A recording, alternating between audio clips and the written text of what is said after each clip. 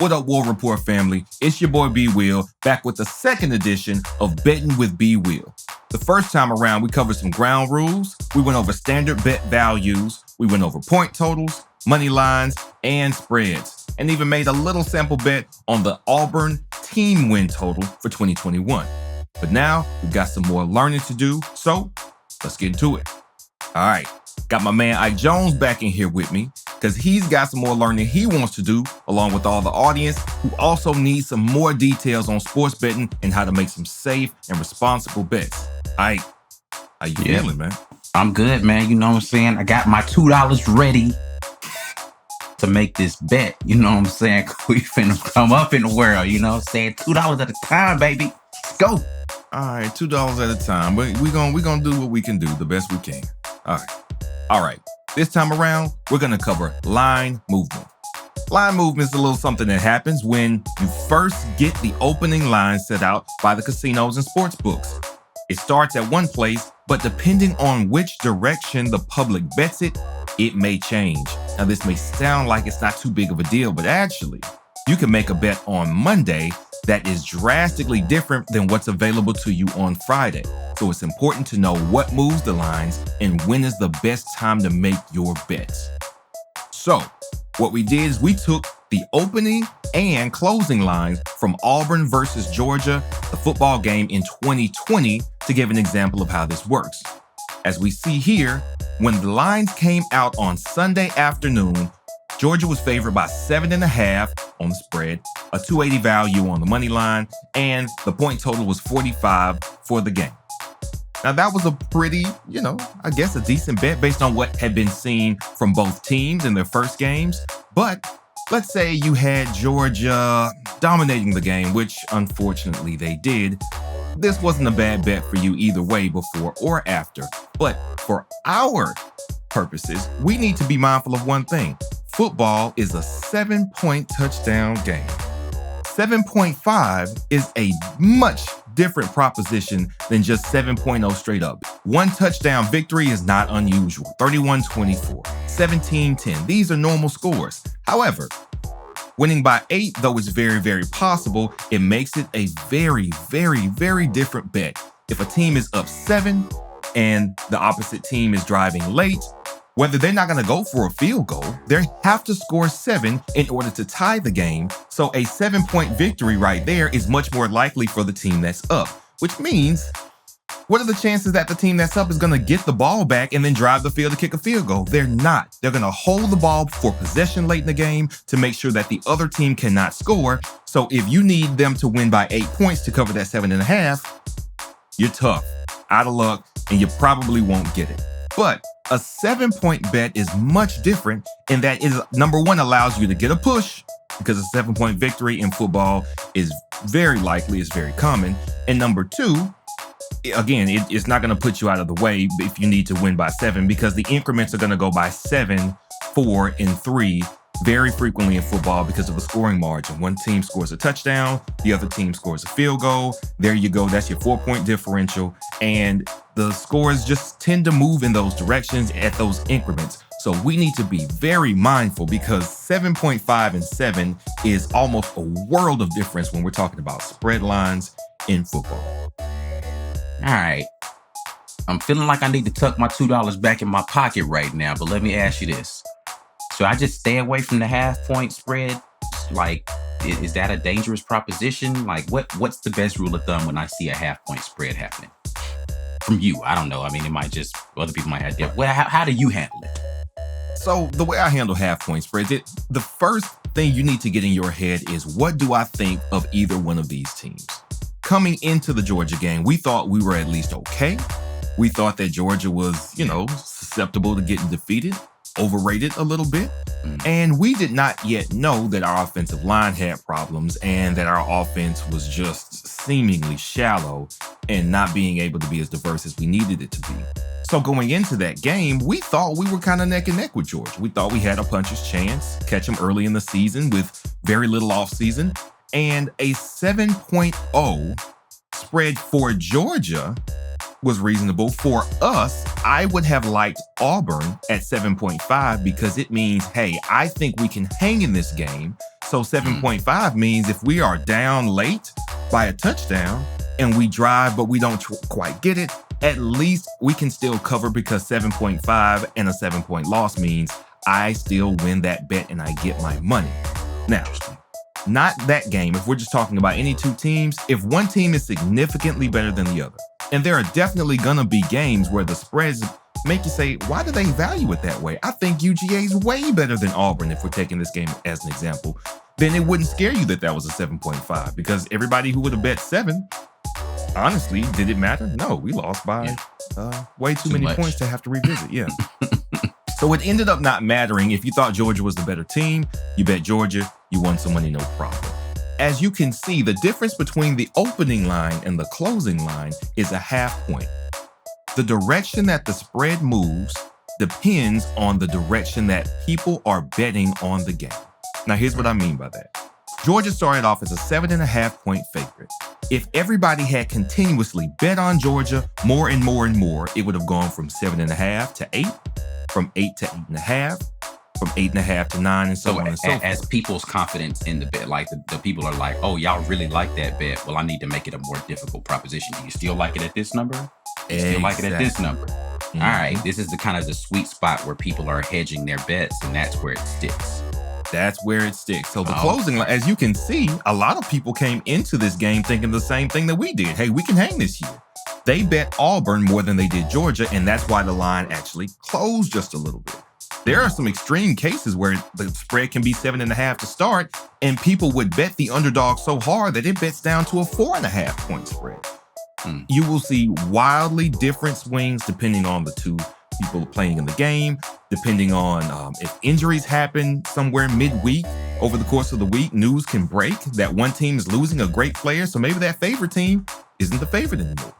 So many different ways that can happen. Yeah. So when we're talking about line movement, then is it best to bet early, or is it just like when you see the line, if you really like that line, go ahead and bet that line, or is it best to wait later in the week when you get more information about the teams if it's not a team that you keep up with routinely? So the best thing to do if it's a team you don't know about is wait to the end of the week, really Saturday morning. That's when you'll have all your information. We've seen information come out as late as, hey, this guy who was hoping to play this week didn't get on the bus to travel, so he's not going to be in the game. Or he's going through warm-ups, but he looks tentative, so turns out he's not going to play. If critical players are going to be missing or even have a chance at missing, you want to wait on that bet. Sometimes it's much better to get on the bet early.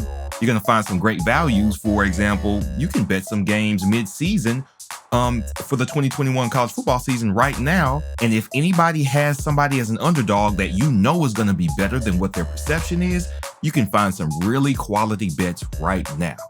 However, the biggest benefit of waiting to place your bets is that your bets can only be parlayed, which is a string of bets all together that multiplies your money rapidly. That can only happen late in the week, depending on the sportsbook, or on the day of. So, for example, if I look at this game and I say, hey, I really think Auburn is going to cover 7.5, I would have been wrong, but I would have made that bet. And let's say I had some other games that weekend that I really, really liked happening. I can say, well, not only is Auburn going to cover, but Auburn's going to cover, and Bama's going to cover, and Ole Miss is going to cover, and I can string all those together on one bet. We will be going over parlays in detail later. However, you are not going to get that 7.5-point favorite, the points being given to Auburn in this case, if you wait to parlay them together on Saturday morning. What you would be looking at then is that plus 7.0 instead.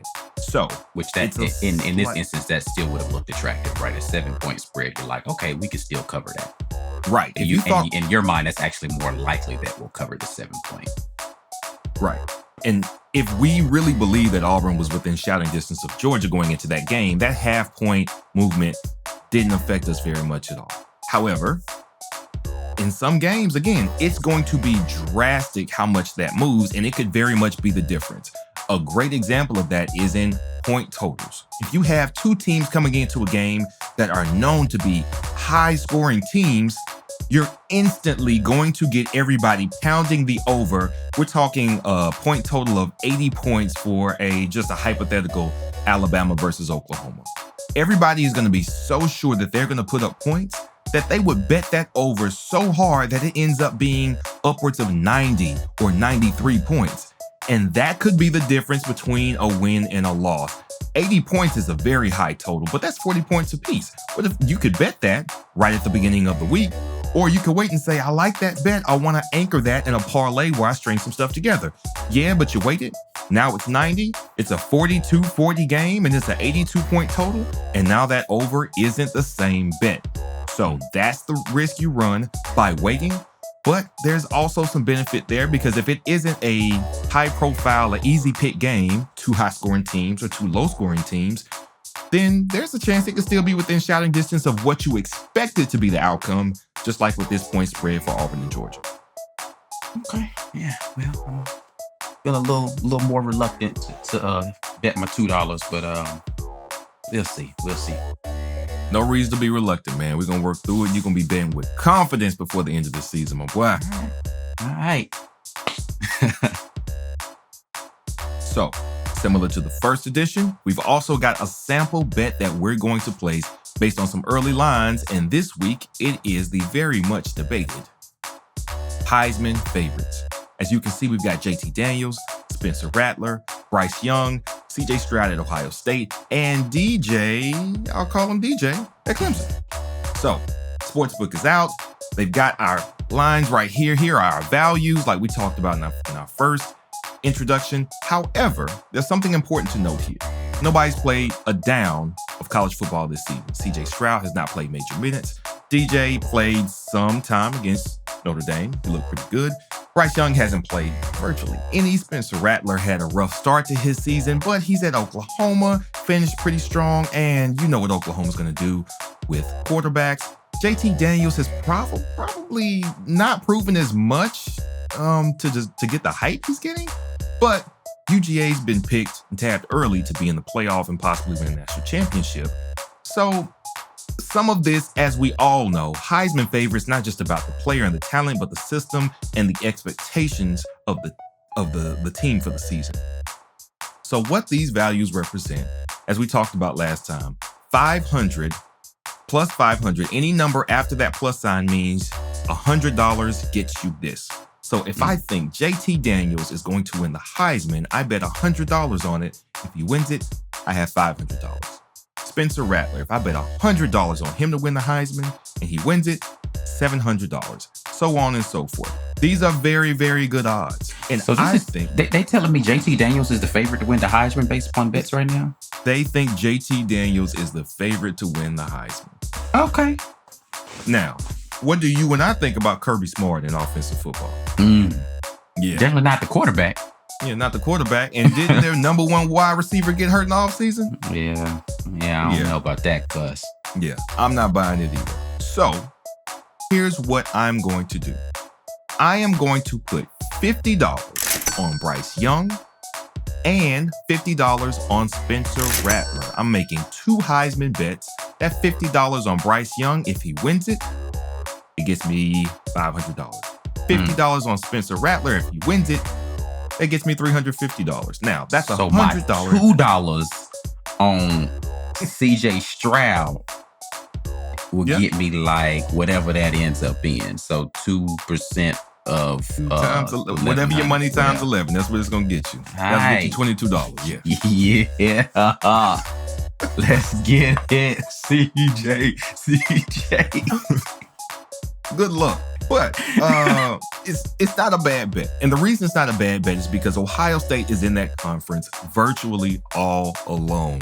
It might have a little resistance from Penn State or Wisconsin, but honestly, they're heads and tails above everybody as far as talent goes. You know Ryan Day is going to have them slinging it up there. CJ Stroud is unproven, and that's the one question mark. But it is, the reason JT Daniels is not a terrible pick is because it is still a team wins award as much as it's an individual statistic award. For sure. So as much as they're expecting Georgia to be good, that's why JT Daniels is the favorite. But Spencer Rattler is already similar to CJ Stroud. He's in that conference all by himself. There is no other Heisman-worthy candidate in his conference. And even if Oklahoma blows through the conference and fizzles out in the playoff, that's what they've done every year since the playoffs started. There would be no difference than Baker Mayfield or Kyler Murray winning the Heisman. And that's why I expect that just numbers alone in an empty conference will be enough to give Spencer Rattler a heads up on the Heisman. So I'm putting 50 on him. Now, I'm hedging my bets with Bryce Young because the Bama favoritism also plays a big part in how these things are perceived. If they have a lot of team success when the SEC get into the playoff again, guarantee is going to be the quarterback getting the accolades and the attention. And so I am betting on one of those guys to win the Heisman. My $50 bet, I get more if Bryce Young wins it, turns into $500. My 50 turns into $350 if Spencer Rattler wins it. However, I'm betting $100 to at the very least win $350. To me, it's a decent bet. DJ could do some work over there in Clemson. He has a similar situation in the ACC of being kind of all alone. But I'm not so sure about Clemson this year. Really, of the last couple years. ETN left. He was a big part of what they did. It's not that they don't have talent coming in. I know they do. I just want to see it. And they're still going to have to run up against some of these other people. Spencer Rattler, Bryce Young in the playoff, hypothetically. It's not that the Heisman isn't decided before then. I just think the lights are on Spencer Rattler and Bryce Young much more to a higher degree. And all they have to do is do exactly what we expect of them, and they're likely to win it. So that's how I'm betting. So if I put $2 on like 8 different people, right? Then I get the opportunity to at least win my money back as long as I don't bet on more people than the lowest return would be, right? That's correct. Yeah. Hell, I got a strategy now, baby. Let's go. Just my luck, like none of the people who I pick are gonna win, and I just lose all my money. There's a lot of people on that list with odds of up to like 100 times your money if you win it. So where's Bojangles on the list? Is Bojangles on the list? I don't even think I saw him. All right. Well, we'll go back and check that out later. So that's our lowdown on line movement. And we also made some Heisman bets for the season. Make sure to keep checking back for more content as we get ready for the 2021 college football season here at the War Report. And as usual, War Eagle. War Eagle.